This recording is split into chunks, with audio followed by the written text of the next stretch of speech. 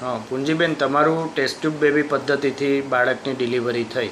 હવે સામાન્ય માન્યતા એવી છે કે બાળક નબળું આવે, કાચની પેટીમાં રાખવું પડે, તો તમારો અનુભવ શું છે?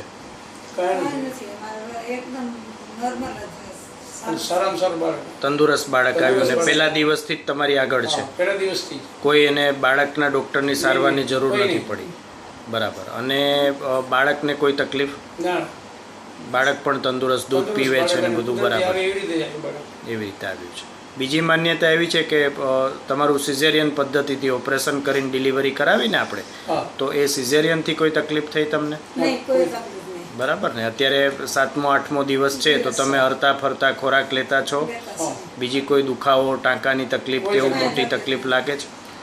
બરાબર. એટલે હવે લોકોને તમે શું સંદેશો આપશો કે ભાઈ આ જે 60 વર્ષની ઉંમરે તમે સાહસ કર્યું છે, તમારી જિંદગીમાં બાળક લાયા છો, તો ઘણા બધા કપલ બાળક વગરના છે અત્યારે, એને શું સંદેશો આપશો?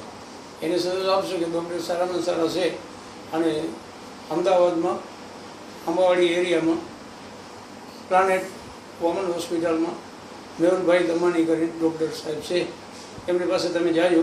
અમને સારામાં સારું થઈ ગયું છે હજુ 65 વર્ષની ઉંમરમાં, અને તમે ત્યાં પહોંચી જાઓ તો સારું થઈ જશે તમને.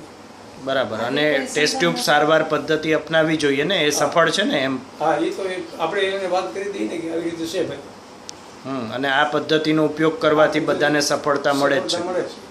બરાબર છે. Okay, thank you.